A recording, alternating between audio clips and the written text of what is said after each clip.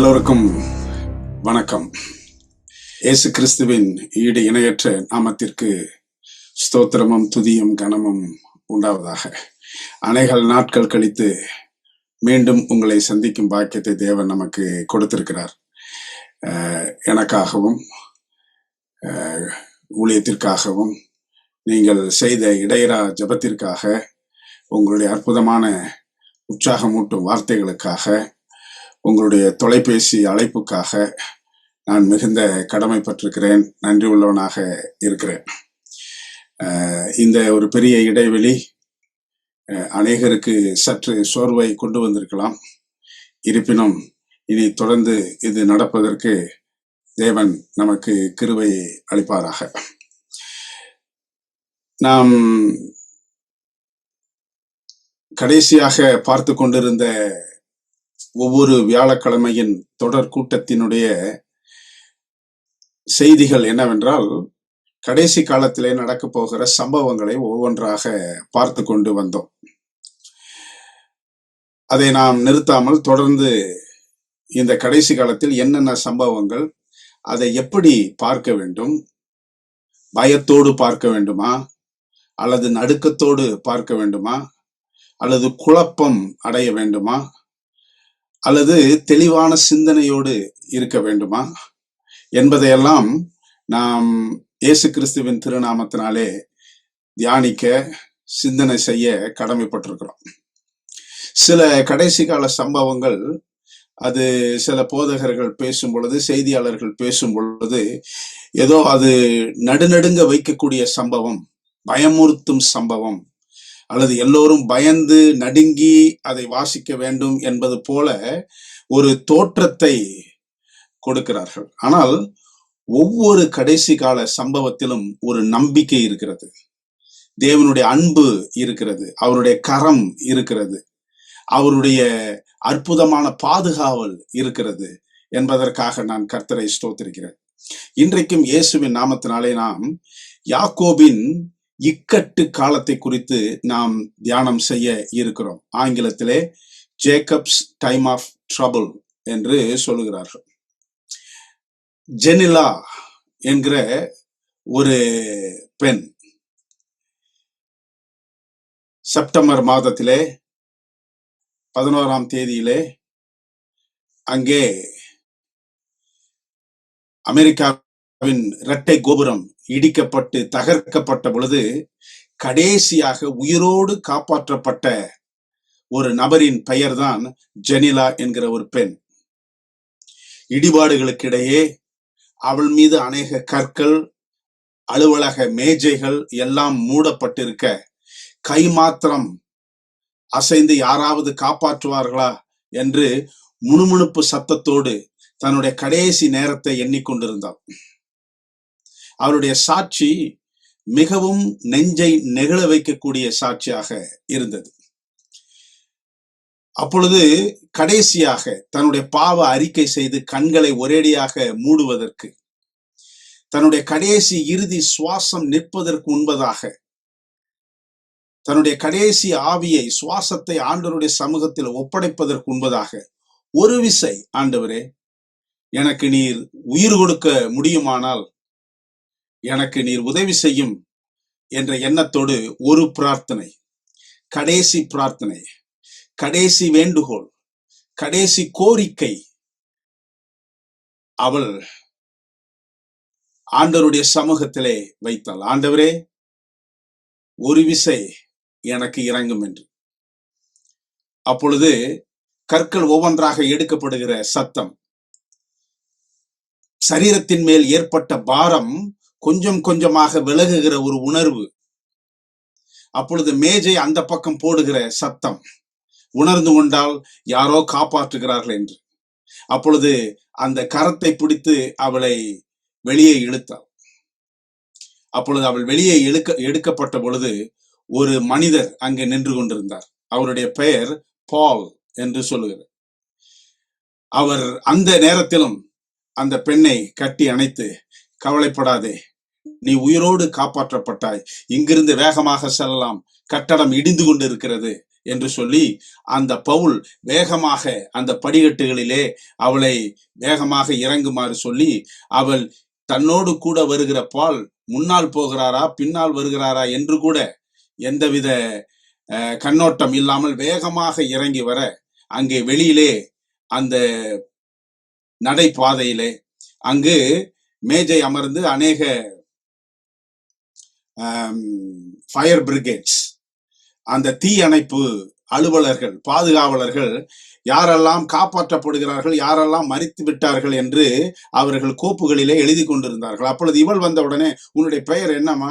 என்ன உடனே, ஜெனிலா. நீ எப்படி இப்போ இந்த கடைசியில ஏறக்குறை எல்லாம் முடிந்தது என்று நினைத்து கொண்டிருந்தமே, நீ எப்படி? இல்ல, உங்களுடைய உதவியாளர், உங்களுடைய இந்த ஃபயர் பிரிகேட் தீயணைப்பு அதிகாரி தான் என்னை காப்பாற்றினார். என்ன இது மாதிரி ட்ரெஸ் போட்டிருந்தாரா? ஆமாமா. சரி, அவருடைய பெயர் என்ன?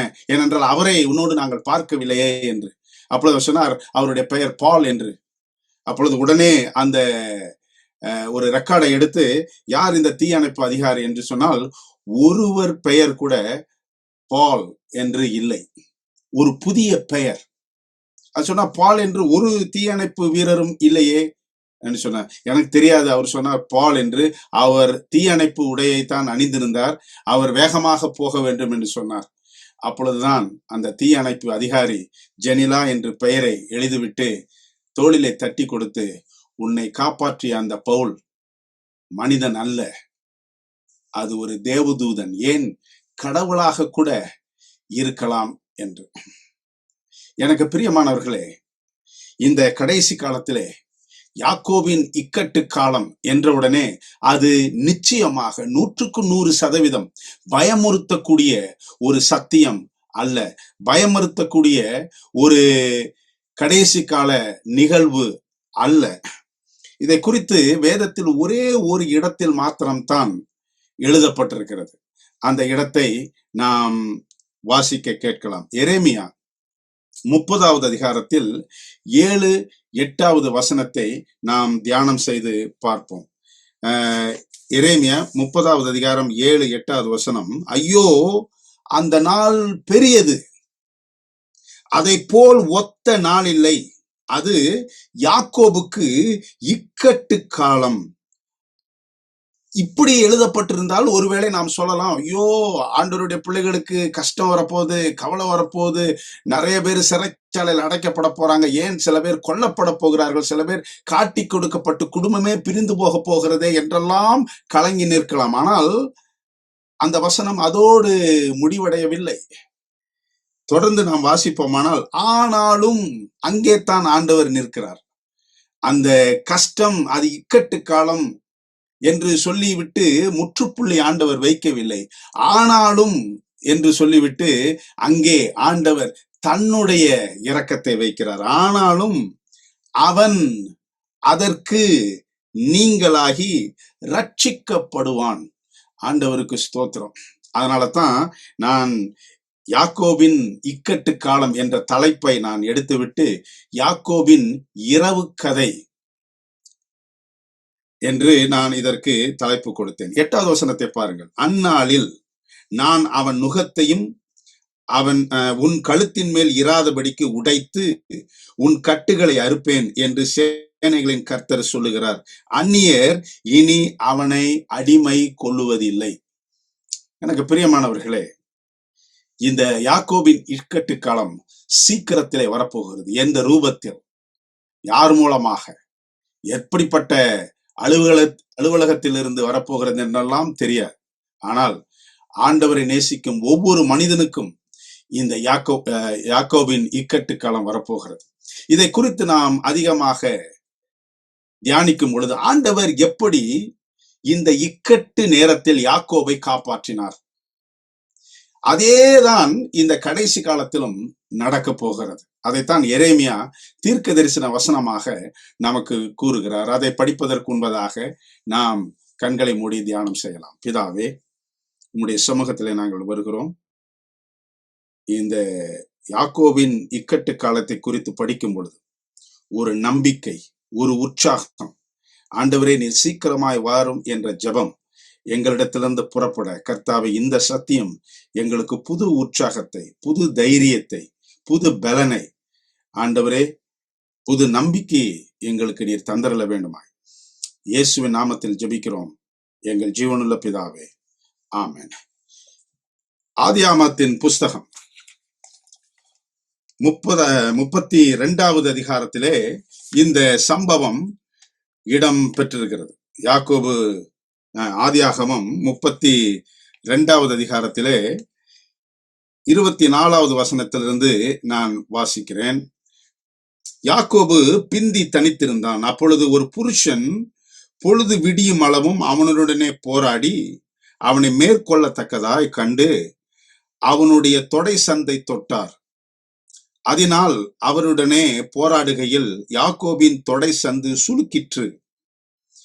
அவர், நான் போகட்டும், பொழுது விடுகிறது என்றார்.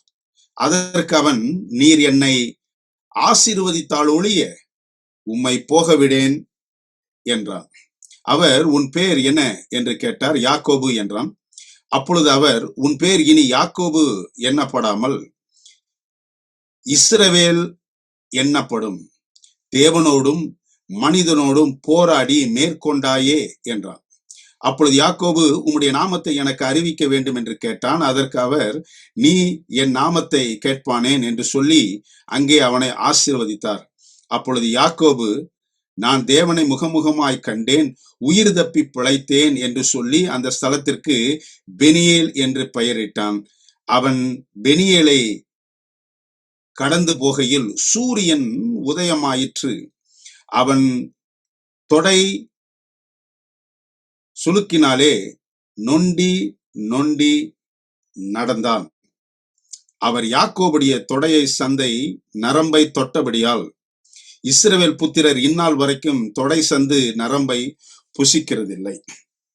எனக்கு பிரியமானவர்களே, இந்த யாக்கோபின் இரவு கதையை படிக்கும் பொழுது, யாக்கோபின் இக்கட்டு காலத்தை படிக்கும் பொழுது, இந்த ஆதியாகமம் 32வது அதிகாரம் 24லிருந்து 32 வசனங்களை தியானித்து பார்க்கும் பொழுது 3 விதமான எதிர்பாராத சம்பவங்கள் அங்கே நடைபெறுகிறது.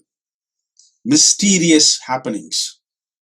3 விதமான எதிர்பாராத சம்பவங்கள். யாக்கோபு முதற்கொண்டு, எரேமியா முதற்கொண்டு, உங்கள் வாழ்க்கையை முதற்கொண்டு, என்னுடைய வாழ்க்கை முதற்கொண்டு, இந்த இக்கட்டு காலத்திலே, இந்த யாக்கோபின் இக்கட்டு காலத்திலே, யாக்கோபின் இரவு காலத்திலே 3 விதமான எதிர்பாராத சம்பவங்கள் நடைபெறும். அதுதான் ஆண்டவர் நமக்கு கொடுக்கக்கூடிய ஒரு பெரிய நம்பிக்கை. அந்த 3 விதமான காரியத்தை நான் சுருக்கமாக உங்களோடு பகிர்ந்து கொள்ள போகிறேன். முதலாவது, இந்த ஆதியாகமம் 32:24லிருந்து 32 வசனங்களை வாசிக்கும் பொழுது, எதிர்பாராத மனிதர் உங்கள் வாழ்க்கையில் வருவார். மிஸ்டீரியஸ் இன்டர்வென்ஷன் என்று நான் ஆங்கிலத்திலே எழுதி வைத்திருக்கிறேன். ஒரு எதிர்பாராத மனிதன். குடும்பம் பிரிந்திருக்கிறது. சகோதரன் அழிப்பதற்காக நூற்றுக்கணக்கான ஆட்களோடு, பலவானோடு, இராணுவ வீரர் போல வருகிறார்கள். அப்பொழுது வேதாகமம் சொல்லுகிறது, யாக்கோபினுடைய வாழ்க்கை தனிமைப்படுத்தப்பட்டிருக்கிறது. தனித்து நின்றான். அவன் தனித்து நின்றான். வாழ்க்கை சில சமயங்களிலே, கடைசி காலத்திலே தனிமையை போல இருக்கும். யாருமே நம்மோடு கூட நமக்கு பாதுகாவலாக, நமக்கு ஆறுதலாக, நமக்கு ஒத்தாசையாக, நம்மை புரிந்து கொண்டவர்களாக நம் அருகில் இல்லாதது போலவே இருக்கும். யாக்கோபினுடைய இரவு கதையின் ஆரம்பமே அதுதான். யாக்கோபு பிந்தி தனித்திருந்தான். யாருமே இல்லையா? எவ்வளவு பேர் அவன் கூட்டிக் கொண்டு வந்தான். பிள்ளைகள், மனைவிமார்கள், வேலைக்காரர்கள். ஆனால் அந்த யாக்கோபின் இரவு கதையிலே, யாக்கோபின் இக்கட்டு கால சூழ்நிலையிலே மனிதர்கள் சில சமயங்களிலே தனித்து விடப்பட்டிருக்கிறார்கள். அப்பொழுதுதான் முதலாவது நம்பிக்கை யாக்கோபுக்கு கொடுக்கப்பட்டது. என்ன? ஒரு எதிர்பாராத மனிதன் யாக்கோபின் வாழ்க்கையில் வந்தார். அதுல 24வது வசனத்தை நம்ம வாசிக்கலாம். என்ன அப்படின்னு சொன்னா, யாக்கோபு பிந்தி தனித்திருந்தான். அப்பொழுது ஒரு புருஷன், யாக்கோபுக்கு தெரியாது இது யாருன்னு சொல்லிட்டு, பார்க்கிறதுக்கு ஏதோ அவனுடைய குடும்பத்தை சார்ந்தவனை போலவே அவர் இல்லை. ஆகவே தான் மோசே இந்த சரித்திரத்தை எழுதும் பொழுது ஒரு புருஷன் எனக்கு பிரியமானவர்களே, இந்த கடைசி காலத்துல இந்த யாக்கோபின் இக்கட்டு காலத்திற்குள்ளாக நாம் கடந்து போகும் பொழுது சில சமயங்களிலே, ஐயோ எனக்கு யாருமே இல்லையே, எனக்கு ஆறுதல் சொல்ல, நல்ல செய்திகளை சொல்ல, எனக்கு எப்படியாவது ஒரு நம்பிக்கை தருவதற்கு யாருமே இல்லை என்று தனித்து வாழ்க்கையில் போராடி கொண்டு இருக்கும் பொழுது, திடீரென்று எங்கிருந்தோ அறிமுகமே இல்லாமல் ஒருவர் உங்கள் வாழ்க்கையில் வருவார். அவர் வேற யாரும் அல்ல, பரலோகத்தின் அனுமதியோடு வருகிற ஒருவேளை தேவதூதனாக இருக்கலாம். ஏன் இன்னும் சொல்ல போனால் கர்த்தராகிய இயேசு கிறிஸ்துவே உங்களுக்கு வரலாம். யார் இந்த மனிதன்? ஓசியாவின் புத்தகத்தை நாம் எடுத்து பார்க்கும் பொழுது யார் இந்த மனிதன் என்று அங்கு யோசியா எழுதுகிறார். அதை வாசிக்கும் பொழுது ஓசியாவின் புத்தகம் 12வது அதிகாரத்திலே நான் கொஞ்சம் வசனத்தை வாசிக்கிறேன், 2-5. அப்ப யார் இவர் என்று இருக்கும். யூதாவோடும் கர்த்தருக்கு வழக்கு இருக்கிறது. அவர் யாக்கோபை அவன் வழிகளுக்கு தக்கதாக விசாரிக்க போகிறார். அவன் கிரியைகளுக்கு தக்கதாக அவனுக்கு நீதியை சரி கட்டுவார். அவன் தாயின் கற்பத்தில் தன் சகோதரனுடைய குதிங்காலை பிடித்தான். தன் பலத்தினால் தேவனோடு போராடினான். அவன் தூதனானவரோடே போராடி மேற்கொண்டான். அழுது அவரை நோக்கி கெஞ்சினான். பெத்தேலிலே அவர் அவனை கண்டு சந்தித்து அவ்விடத்திலும் நம்மோடே பேசினார். அவர் யார் தெரியுங்களா? அடுத்த வசனம் தான். கர்த்தராகிய அவர் சேனைகளின் தேவன், யெகோவா என்பது அவருடைய நாம கீர்த்தனம். யாக்கோபினுடைய வாழ்க்கையில், யாக்கோபினுடைய இரவு கதையில், அவன் தனிமையில் இருக்கும் பொழுது எதிர்பாராத விதமாக வந்த ஒரு மனிதன் யார் என்றால் சாதாரணமானவன் அல்ல, ஒரு தெருப்போக்கன் அல்ல, அல்லது எங்கிருந்தோ பிரயாணப்பட்டு போகிற நல்ல சமாரியானை போல ஒரு மனிதன் அல்ல. தேவனே இறங்கி வந்தார். எனக்கு பிரியமானவர்களே, இந்த கடைசி காலத்திலே யாக்கோபின் இக்கட்டு காலம் என்று நாம் தியானிக்கும் பொழுது அது ஏதோ நம்மை பயமுறுத்துகிற ஒரு சம்பவம் அல்ல. தேவனே இறங்கி நம்முடைய வாழ்க்கையில் அதிசயமாக, அற்புதமாக, எதிர்பாராத ஒரு மனிதனாக, ஒரு மனித ரூபத்தில் வந்து நின்று நாம் எதை எதிர்பார்த்து கொண்டிருக்கிறோமோ, எந்த இக்கட்டில் சிக்கலில் மாட்டிக்கொண்டிருக்கிறோமோ அதை தவிடுபொடியாக்கி நமக்கு ஆறுதலையும் தேறுதலையும் கொடுக்கக்கூடிய அந்த அற்புதமான மனிதர். ஒரு உதாரணத்தை நான் சொல்லலாம். என்னுடைய சபை இந்த கோல்செஸ்டர் சொல்லிட்டு ஒரு இடம் இருக்குது, இங்க இருக்கிறவங்களுக்கு தெரியும். அப்போ அதுல சுகம் இல்லாத ஒருத்தரை பார்க்க போயிருந்தேன். என்னுடைய விசுவாசி சுகம் இல்லாம ஒரு ஸ்ட்ரோக் திடீர்னுட்டு ஆகி இருக்கிறாரு. பார்க்க போறேன். அப்போ பாஸ்டர் இது மாதிரி இவருக்கு ஸ்ட்ரோக் ஆயிருக்கு, அதனால நீங்க கொஞ்சம் போனீங்கன்னா நல்லா இருக்கும் அப்படின்னா, சரின்ட்டு நான் கார் எடுத்துட்டு அங்கே போய் அதை அங்கே ஆஸ்பத்திரி பார்க்கிங் பிளேஸ் இருக்கு, அதை நிறுத்திட்டு போயிட்டு அவரோட ஜெபம் பண்ணி பைபிள் கொஞ்சம் வாசித்து ஆறுதல் சொல்லிட்டு வந்து அந்த காரை எடுக்கிறதுக்கு முன்னாடி அந்த காசு கட்டணும். எத்தனை மணி நேரம் நின்னமோ அத்தனை மணி நேரத்துக்கு காசை கட்டிட்டு நம்ம அந்த கார் எடுத்தா தான் அந்த பேரியர் திறக்கும். சரி, அப்போ நான் போய் அங்கே வரிசையில் நின்னேன். அதுக்கு எனக்கு முன்னாடி ஒரு 3-4 பேர் நின்னாங்க. போயிட்டு என்னுடைய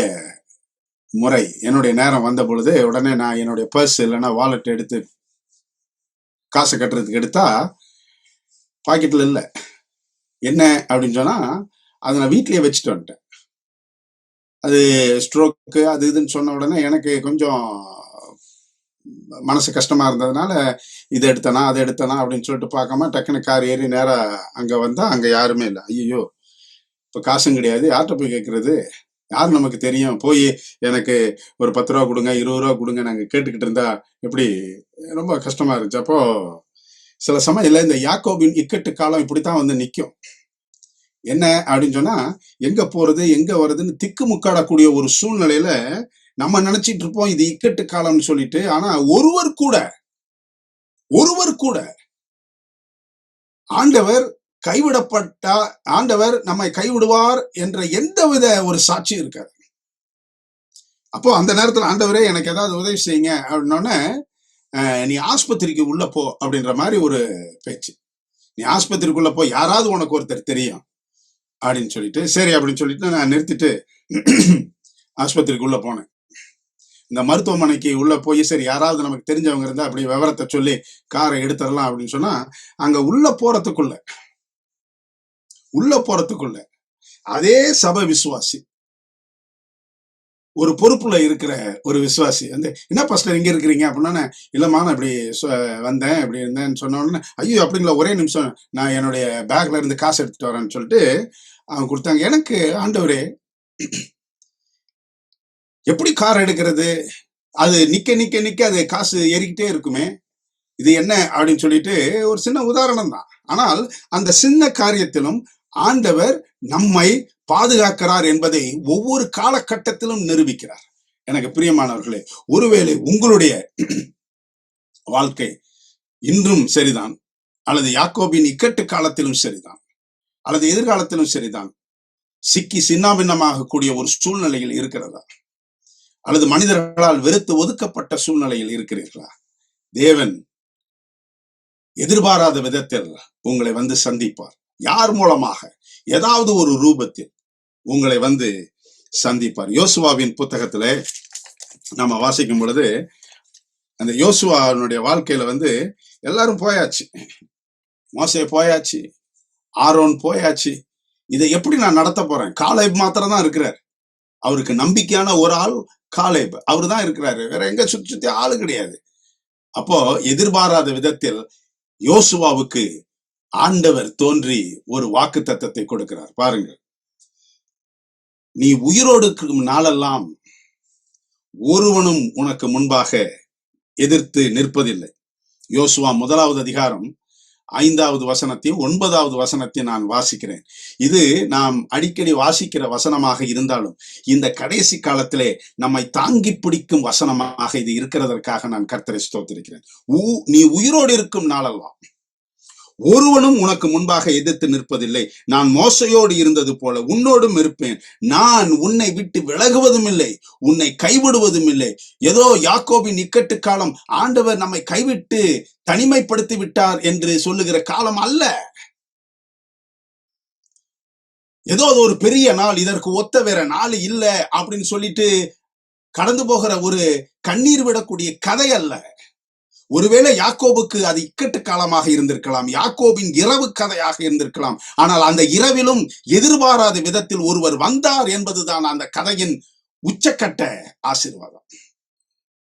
யோசுவா தனித்து நிற்கும் பொழுது, யாரும் இல்லையே, மோசே இல்லையே, ஆரோன் இல்லையே, எலியேசர் இல்லையே என்று தவித்து நிற்கும் பொழுது ஆண்டவரே அவரிடத்திலே வந்தார். அதுதான் உண்மையிலும் உண்மை, ஆசீர்வாதத்திலும் ஆசீர்வாதம். நீ உயிரோடு இருக்கும் நாளெல்லாம் ஒருவனும் உனக்கு முன்பாக எதிர்த்து நிற்பதில்லை. நான் மோசையோடு இருந்தது போல உன்னோடும் இருப்பேன். உன்னை விட்டு விலகுவதும் இல்லை, உன்னை கைவிடுவதும் இல்லை. 9வது வசனத்தை பாருங்க. நான் உனக்கு கட்டளையிடவில்லையா? பலம் கொண்டு திடமானதாயிரு. நம்பிக்கை விட்டுறாதீங்க, திகையாதே, கலங்காதே. நீ போகும் இடமெல்லாம் உன் தேவனாகிய கர்த்தர் உன்னோடு இருக்கிறார். ஆண்டவர் சொல்லுகிற அற்புதமான வாக்கு தத்தம். 2வது, இந்த யாக்கோபின் இரவு கதையில் என்ன நடந்தது, என்ன பாடங்கள் நமக்கு இந்த யாக்கோபின் இக்கட்டு காலத்திற்கு போவதற்குன்பதாக மனதை தேற்றி விசுவாசத்தை வளர்த்து ஆண்டவருடைய சமூகத்தில் நெருங்கி வாழ்வதற்கான 2வது சம்பவம் அங்கு என்ன நடந்தது என்று நாம் பார்க்கும் பொழுது, எதிர்பாராத அடையாளம். ஒரு எதிர்பாராத அடையாளத்தை தேவன் யாக்கோபுக்கு கொடுத்தார். எனக்கு பிரியமானவர்களே, நம்முடைய வாழ்க்கையில் சில சமயங்களிலே இந்த மாபெரும் போராட்டம், கிரேட் கான்ட்ரோவர்சி, மாபெரும் போராட்டத்தில் போய்கொண்டிருக்கும் பொழுது சில சமயங்களிலே சில காயங்கள், சில வேதனைகள், சில பிரிவுகள் நமக்கு ஏற்படும். மறக்க முடியாத சம்பவங்கள் நமக்கு ஏற்படும். எதிர்பாராத சம்பவங்கள் நமக்கு ஏற்படும். கண்ணீர் விடும் கதைகள் ஏராளமாக வந்து சேரும். அது கண்ணீர் அல்ல எனக்கு பிரியமானவர்களே, அது காயம் அல்ல எனக்கு பிரியமானவர்களே, அது அவமானம் அல்ல எனக்கு பிரியமானவர்களே, அது வெற்றியின் அடையாளம், அது ஆண்டவரின் ஆசீர்வாதத்தின் அடையாளம். வாசிக்கலாமா? மீண்டும் ஆதியாகமம் 32வது அதிகாரத்திற்கு போகும் பொழுது 25வது வசனத்தை நான் வாசிக்கிறேன். அவனை மேற்கொள்ளாததை கண்டு அவனுடைய தொடை சந்தை தொட்டார், அதனால் அவருடனே போராடுகையில் யாக்கோபின் தொடை சந்து சுளுக்கிற்று. நீங்க அதை கீழே நீங்க வாசிக்கும் பொழுது நொண்டி நொண்டி நடந்தான் என்று இருக்கும். போராட்டம் தான். ஆண்டவரே வந்தார் என்று வேதம் வாசிக்கிறோம். அவர் பெயர் யெகோவா என்று கூட ஓசியாவிலே நாம் வாசிக்கிறோம். ஆனாலும் சில சமயங்களிலே இந்த இக்கட்டு காலம், இந்த கடைசி காலத்திலே சில அவமானங்கள் வரலாம், எதிர்பாராத சம்பவங்கள் வரலாம்.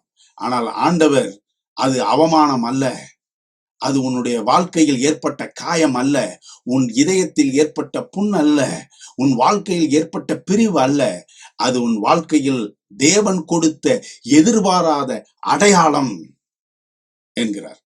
நம்ம அத ஆதியாகமத்துல யாக்கோபனுடைய கடைசி நாள்ல வரும் பொழுது, யாக்கோபு 49வது அதிகாரத்துல வாசிக்கும் பொழுது, அது ஒரு 10 நாள் கழிச்சு சுகமாய் போனதல்ல, அது கடைசி நாளிலும் அந்த சுளுக்கு இருந்தது. நம்ம வாசிக்கலாமா? யாக்கோபு 49வது அதிகாரம் 33வது வசனத்தை பாருங்க. யாக்கோபு தன் குமாரருக்கு கட்டளையிட்டு முடித்த பின்பு அவன் தன் கால்களை கட்டிலின் மேல் மடக்கி கொண்டு ஜீவித்து போய் தன் ஜனத்தாரோடே சேர்க்கப்பட்டான். கடைசி நாள் வரைக்கும் யாக்கோபினுடைய இரவு கதை என்ன தெரியுங்களா? ஏதோ ஒரு எதிர்பாராத மனிதர் வந்தார், தேவனே இறங்கி வந்தார். அவன் தனிமையாக இருக்கும் பொழுது, பயந்து போய் இருக்கும் பொழுது, ஐயோ வாழ்க்கையே போராட்டமாக இருக்கிறதே, என்னுடைய மனைவிமார்களும் என்னுடைய பிள்ளைகளும் கொல்லப்பட போகிறார்களே, என்னோடு கூட பிறந்தவனே கொல்ல போகிறானே என்று தவித்துக் கொண்டிருக்கக்கூடிய சூழ்நிலையிலே எதிர்பாராத விதத்தில் ஒருவர் என் வாழ்க்கையில் வந்தார் என்பது எவ்வளவு உண்மையோ, அதே போல சில சமயங்களிலே நம்முடைய வாழ்க்கையில் வேதனைகள், சோதனைகள், கண்ணீர் கதைகள் வரும் என்பதும் உண்மை. ஆனால் அந்த கண்ணீர் கதையோ அல்லது காயமோ அல்லது மடங்கடிக்கக்கூடிய சூழ்நிலையோ நமக்கு சாபம் அல்ல, தண்டனை அல்ல, அது தேவன் தரும் அடையாளம். அவன் நொண்டு பொழுதெல்லாம், யாக்கோபு நொண்டி நொண்டி நடந்த பொழுதெல்லாம், ஐயோ நொண்டுகிறானே, ஐயோ நொண்டி நொண்டி நடக்கிறானே எங்க அப்பா, ஐயோ நொண்டி நொண்டி நடக்கிறானே அப்படின்னு சொல்லிட்டு மனிதர்களெல்லாம் எண்ணும் பொழுது, யாக்கோபு அப்படி எண்ணவில்லை. ஆண்டவர் என்னை தொட்டார், ஆண்டவர் என்னிடத்தில் வந்தார். அது காயம் அல்ல, அவமானம் அல்ல, அது சுகவீனம் அல்ல, தேவன் என்னோடு இருந்தார் என்பதற்கு வெற்றியின் அடையாளம். அது அவமானம் அல்ல, அது ஆசீர்வாதத்தின் அடையாளம். அது இக்கட்டு அல்ல, இரக்கத்தின் அடையாளம் ஆண்டவர் கொடுத்தது. இலங்கைக்கு சென்றிருந்த பொழுது அங்கு ஒரு வீட்டிலே ஒரு புகைப்படம், அதுல ஒரு ரத்தம் சிந்தி இருக்கிறது மாதிரி அது போட்டோ. இப்போ என்னங்க இது, பிரான்ஸ்லயும் அதே மாதிரி ஒரு இது, இப்படி அது பார்க்கும் பொழுதெல்லாம் கஷ்டமா இருக்காதா, உங்களுக்கு அழுக வராதா அப்படின்னா அவங்க சொல்றாங்க, ஐயோ பாஸ்டர் அப்படியெல்லாம் சொல்லிடாதீங்க, இது இறந்து போயிட்டாரு எங்க அப்பா. ஆனா அதை பார்க்கும் பொழுதெல்லாம் எங்களுக்கு வீரம் வரும், வெற்றியின் சிந்தனை வரும். நாங்கள் முதுகு காட்டுகிறவர்கள் அல்ல என்கிற எண்ணம் வரும். நாங்கள் தோல்விக்காக பிறந்தவர்கள் அல்ல என்கிற வீரம் பிறக்கும். ஏனென்றால் என்னுடைய தந்தை குண்டடிப்பட்டு ரத்தம் சிந்தி மரித்த பொழுது, ஓடுங்கள் புதைக்குழிலே ஒளிந்து கொள்ளுங்கள் என்ற சத்தம் எங்களுக்கு கேட்டபடினாலே நாங்கள் ஓடி தப்பித்துக் கொண்டோம். அந்த படம் தோல்வியின் படம் அல்ல, மரணத்தின் படம் அல்ல, அது வீழ்ந்து போன கதை அல்ல, அது வெற்றியின் கதை. அது சொல்லும் பொழுது அவங்க சொல்ல சொல்ல சொல்ல சொல்ல எனக்கு ரத்தம் அப்படியே ஊறுது. அவர்களைப் போல எனக்கும் ஒரு வீரம் பிறந்தது. அது யாக்கோபனுடைய இரவு கதையில் சரியாக பொருந்துகிறது. யாக்கோபு நொண்டி நொண்டி நடந்த பொழுது, மரணம் வரைக்கும் அவன் கால்களை கட்டிக்கொண்டு நித்திரை செய்தான், ஜீவித்து போனான் என்று சொல்லும் பொழுதெல்லாம், ஏன் கால்களை பிடித்து கொண்டு அவன் சாக வேண்டும் என்றால், அது ஆண்டவர் தந்த வாக்கு தத்தம், ஆண்டவர் தந்த திருப்பு முனை, ஆண்டவர் தந்த ஆசீர்வாதம். அது தண்டனை அல்ல, சாபம் அல்ல, காயம் அல்ல. பிரசங்கியின் புத்தகம் 11வது அதிகாரம் 8வது வசனம் சொல்லுகிறது, மனுஷன் அநேக வருஷம் ஜீவித்து அவைகள் எல்லாம் மகிழ்ச்சியா இருந்தாலும் அவன் இருளின் நாட்களையும் நினைக்க வேண்டும். யாக்கோபின் இரவு கதை சாதாரண கதை அல்ல. யாக்கோபின் இக்கட்டு காலம் ஏதோ ஆண்டவருடைய பிள்ளைகளை நெருக்கி சின்னாபின்னமாக்கக்கூடிய ஒரு காலம் அல்ல. அது ஆண்டவரால் சூழப்பட்ட, ஆண்டவருடைய கிருபையால் சூழப்பட்ட, ஆண்டவருடைய இரக்கத்தினால் ததும்பின ஒரு அற்புதமான மக்களின் கதை. உண்டு, வேதனை உண்டு, உபத்திரம் உண்டு, ஆனாலும் திடன் கொள்ளுங்கள், நான் உலகத்தை ஜெயித்தேன் என்கிற கதைதான் இந்த யாக்கோபின் இரவு கதை. அந்த நாட்களிலும் சொல்றாரு, இருளின் நாட்களையும் நினைக்க வேண்டும், அவைகள் அநேகமா இருக்கும். ராத்திரி காலத்திலையும் இரவு காலத்திலையும் நினைக்கணுமா? ஏன் அப்படின்னு சொன்னா, அது தண்டனை அல்ல, அது சாபம் அல்ல, அது வேதனை அல்ல, அது அவமானம் அல்ல, அது வெற்றியின் சின்னம், அது ஆண்டவர் தந்த அடையாளத்தின் சின்னம். எனக்கு பிரியமானவர்களே, யாக்கோபு தனித்திருந்தான், ஆனால் தனிமைப்பட்டு அவன் இல்லை. ஒருவேளை நீங்கள் வரக்கூடிய காலங்களிலே தனிமை என்னை வாட்டுகிறதே, தனிமைப்பட்டு விடுவேனோ என்ற ஒரு பயம் உங்களுக்கு இருக்கலாம். இல்லை, எதிர்பாராத விதத்தில் ஒரு அன்பு, ஒரு அரவணைப்பு, ஒரு ஆசீர்வாதம், ஒரு அதிசயம் உங்களுடைய வாழ்க்கையில் இயேசுவின் நாமத்தினாலே வந்து இறங்கும். இரண்டாவது என்ன நம்ம பார்க்கிறோம்? எதிர்பாராத அடையாளம். தேவன் ஒரு அடையாளத்தை தருவார். சில சமயங்களிலே அது கண்ணீரான, அவமானமான, சில ஏற்றுக்கொள்ள முடியாத சூழ்நிலையில் இருந்தாலும் அது சாபம் அல்ல, அது தண்டனை அல்ல. எனக்கு பிரியமானவர்களே, ஆண்டவர் உங்களுடைய வாழ்க்கையில் நான் உங்களுடனே கூட இருக்கிறேன் என்று சொல்வதற்கான அடையாளம். பவுலுக்கு ஒரு முள் இருந்தது, அது குத்திக் கொண்டே இருக்கும் சாத்தானின் தூதன் என்று கூட அவர் சொல்லுகிறார். ஆனால் ஆண்டவர் சொல்லுகிறார், கவலைப்படாதப்பா, அந்த முள்ளு உனக்கு கடைசி காலம் வரைக்கும் இருக்கும், ஆனால் என் கிருபை உனக்கு போதும், பலவீனத்திலே என் பலன் பூரணமாய் விளங்கும் என்கிறார். ஒருவேளை உங்களுடைய வாழ்க்கையிலே ஒரு முள் இருக்கிறது என்றால் அதை சாதாரணமாக எண்ணாதிருங்கள். அது ஆண்டவர் உங்களுடைய வாழ்க்கையில் கொடுத்த அடையாளம் என்று எண்ணுங்கள். இதுதான் யாக்கோபின் இரவு கதை. கடைசியாக இந்த யாக்கோபின் இக்கட்டு காலத்திலே படித்துக் கொள்ளுகிற, எதிர்பார்க்கிற ஒரு காரியம் என்னவென்றால், யாக்கோபினுடைய வாழ்க்கையில் அந்த நதிக்கரை ஓரமாக தனித்திருந்த பொழுது ஏற்பட்ட சம்பவம் என்னவென்றால், மூன்றாவது எதிர்பாராத திருப்புமுனை. முதலாவது என்ன? எதிர்பாராத நபர் வாழ்க்கையில் வருவார். எந்த ரூபத்தில், எப்படிப்பட்ட இடத்தில், எப்படிப்பட்ட நேரத்தில், எந்த சூழ்நிலையில் வருவார் என்று தெரியாது நமக்கு. ஆனால் சரியான நேரத்தில் வருவார். உங்கள் தோளை தட்டி கொடுப்பார், உங்கள் கண்ணீரை துடைப்பார், உங்களுடைய வியாகுலத்திற்கு உத்தரவு கொடுப்பார். இரண்டாவது, எதிர்பாராத அடையாளத்தை தேவன் தருவார். அந்த அடையாளத்தை எண்ணும் பொழுதெல்லாம், அந்த அடையாளத்தை பார்க்கும் பொழுதெல்லாம், அந்த சம்பவத்தை நினைக்கும் பொழுதெல்லாம், அந்த காயத்தை பார்க்கும் பொழுதெல்லாம், அந்த அவமானத்தை எண்ணும் பொழுதெல்லாம், அது அவமானம் அல்ல, ஆண்டவர் என்னை ஆசீர்வதிக்கிறார் என்பதற்கான அடையாளம். மூன்றாவது, எதிர்பாராத திருப்புமுனை. அந்த ஆதியாகமம் 32வது அதிகாரத்தில் மீண்டும் நான் உங்களோடு வாசிக்கும் பொழுது 26, 27, 28வது வசனத்தை நான் வாசிக்கிறேன். பாருங்கள், என்ன ஒரு யாக்கோபு எதிர்பாராத ஒரு காரியம் அவனுக்கு திருப்புமுனையாக அமைந்தது என்று. 26வது வசனம், அவர் நான் போகட்டும், பொழுது விடுகிறது என்றார். அதற்கு அவன், நீர் என்னை ஆசீர்வதித்தால் ஒழிய உம்மை போகவிடேன் என்றார். அவர், உன் பெயர் என்ன என்று கேட்டார். யாக்கோபு என்றான். அப்பொழுது அவர், உன் பேர் இனி யாக்கோபு எண்ணப்படாமல், அந்த வார்த்தை மிக மிக முக்கியம், எண்ணப்படாமல். இனி யாரும் உன்னைய யாக்கோபு அப்படின்னு கூப்பிடும் பொழுது அவங்களுடைய வாழ்க்கை, ஐயோ இவன் பைத்தியக்காரன், இவன் ஏமாத்துக்காரன், இவன் திருடன், இவன் பொய்க்காரன், இல்ல இவன் சமுதாயத்திற்கே ஏற்றவன் அல்ல என்று எண்ணப்படாமல். இனி யாரும் இந்த கடைசி காலத்தில், யாக்கோபின் இரவு நேரத்தில் அல்லது யாக்கோபின் இக்கட்டு காலத்தில் உங்களை யாரும் குறைத்து மதிப்பிட முடியவே முடியாது. நீங்கள் குறைவானவர்கள், நீங்கள் அநீதிக்காரர்கள், சபிக்கப்பட்டவர்கள், தண்டனைக்குரியவர்கள் என்று யாரும் உங்களை சொல்ல முடியாது.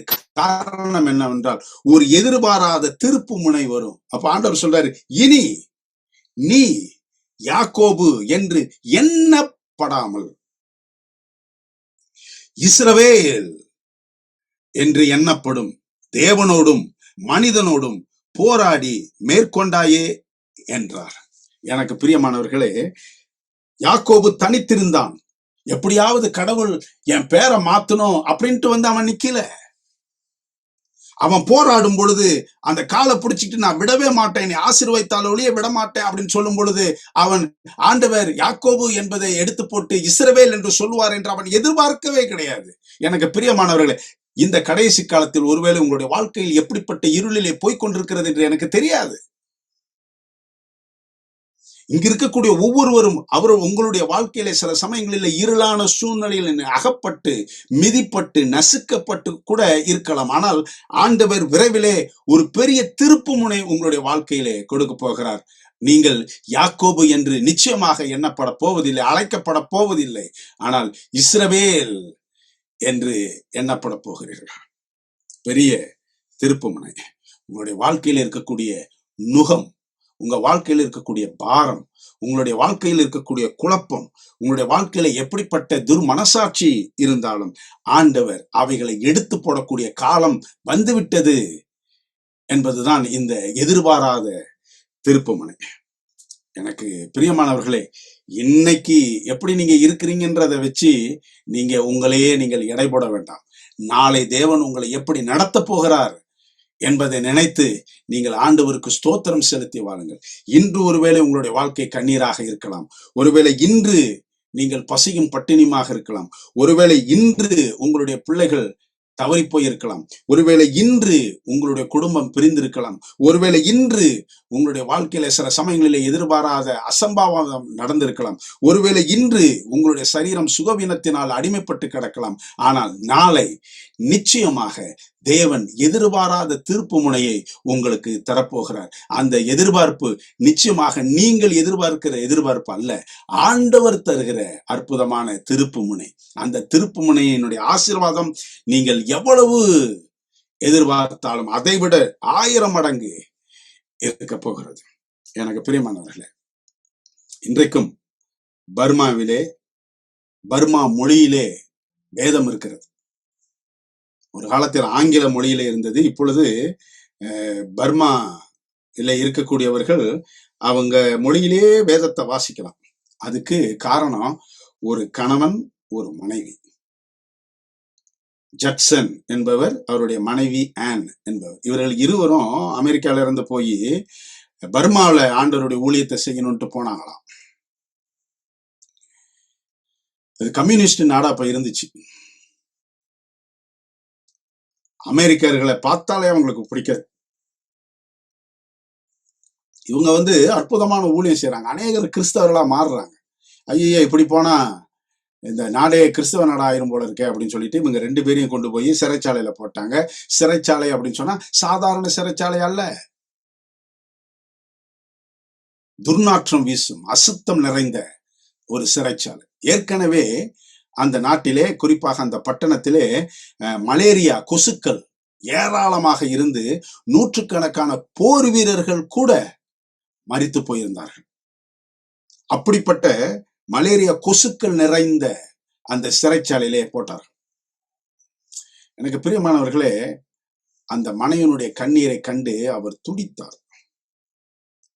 ஆனாலும் யாக்கோபின் இரவு கதை, யாக்கோபின் இக்கட்டு காலத்தை போல இவருக்கும் ஒரு இக்கட்டு காலம் இருந்தது. எப்படி என்னை நம்பி வந்தவளை நான் கண்ணீர் விட வைக்கிறேனே, எப்படி நான் தான் ஆண்டவருடைய ஊழியத்தை செய்ய வேண்டும் என்றிருந்தேன், அவளும் என்னோடு கூட வந்ததினாலே அவளும் இப்படிப்பட்ட ஒரு சூழ்நிலையில் அகப்பட்டு கொண்டாளேன்.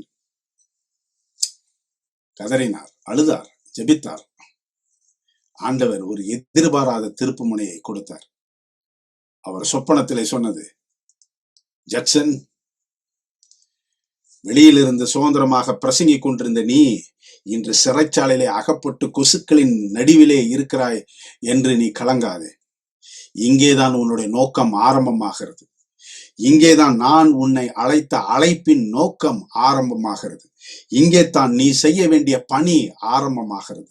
இது நெருக்கடி காலம் அல்ல, நீ கொசுக்களினால் வாதிக்கப்படுகிற காலம் அல்ல. இங்கேதான் நான் உன்னை எதற்காக அழைத்தேனோ அந்த நோக்கம் ஆரம்பமாகிறது. எழுது. வர்மா மொழியிலே ஆங்கில வேதாகமத்தை நீ மொழிபெயர் என்று சொல்லி ஜட்சன் அவர் ஆங்கில வேதாகமத்தை பர்மைஸ் மொழியிலே அவர் மொழிபெயர்த்தார். அந்த சிறைச்சாலைக்குள்ளே கொசுக்களின் கடிகளின் மத்தியிலே, அந்த துர்நாற்றத்தின் மத்தியிலே ஆண்டவர் ஒரு பெரிய திருப்பு முனையை, அந்த கணவனும் மனைவியும் இதற்கு முன்பதாக பிரசங்கம் செய்து 10, 20, 30, 50, 100 ஆத்துமாக்கள் ஞானமுழுக்கு எடுத்த அந்த சந்தோஷத்தை காட்டிலும் அபரிவிதமான சந்தோஷத்தினால் இருவரினுடைய முகமும் புன்சிரிப்பால் நிறைந்தது. ஆண்டவர் இப்படியும் இந்த துர்நாற்றம் நிறைந்த சிறைச்சாலையிலும் மேன்மையான ஒரு ஊழியத்தை கொடுத்திருக்கிறார் என்று வியந்து போனார்கள். யாக்கோபின் இக்கட்டு காலத்திலே நீங்கள் எதிர்பார்க்க முடியாத ஆசீர்வாதம், நீங்கள் எதிர்பாராத திருப்புமுனை உங்களுடைய வாழ்க்கையில் வரும். இனி கண்ணீர் தான், இந்த கடைசி காலத்தில் உபத்திரவம் தான், துன்பம் தான் என்று நீங்கள் நினைத்துக் கொண்டிருக்கலாம். இந்த ஜட்சனும் ஆனும் சேர்ந்து அற்புதமான அந்த வேதத்தை மொழிபெயர்த்தார்கள். இன்று ஆயிரக்கணக்கான லட்சக்கணக்கான பர்மீஸ் கிறிஸ்தவர்களாக மாறி இருக்கிறார்கள் என்றால், வேதத்தை அவருடைய சொந்த மொழியில் படிக்கிறார்கள் என்றால், ஒரு காலத்தில் அந்த துர்நாற்றத்தில், அந்த சிறைச்சாலையில், அப்படிப்பட்ட விஷ கொசுக்கள் நிறைந்த இடத்தில் ஆண்டவருடைய திருப்பணியை அவர்கள் செய்ததினால் ஒரு பெரிய திருப்பு முனை அவருடைய வாழ்க்கையில் மாத்திரமல்ல, அந்த நாட்டிற்கே வந்தது. எனக்கு பிரியமானவர்களே, யாக்கோபின் இக்கட்டு காலம் பயமுறுத்தும் காலம் அல்ல. யாக்கோபின் இக்கட்டு காலம் ஒவ்வொருவரையும் உலுக்கி நடுநடுங்க வைக்கக்கூடிய காலம் அல்ல, நம்பிக்கையின் காலம், உற்சாகத்தின் காலம். எதிர்பாராத நபர் நம்முடைய வாழ்க்கையில் வரக்கூடிய காலம், எதிர்பாராத அடையாளங்கள் நம்முடைய வாழ்க்கையில் வரக்கூடிய காலம், எதிர்பாராத திருப்பு முனைகள் நம்ம வாழ்க்கையில் வரக்கூடிய காலம். அந்த காலம், அந்த ஆசீர்வாதம் உங்கள் ஒவ்வொருவருக்கும் என்றும் என்றும் சதா காலங்களிலும் இருப்பதாக. ஆமேன். ஜெபம் செய்யலாமா? பிதாவே, இதோ உம்முடைய சமூகத்திலே நாங்கள் வருகிறோம்.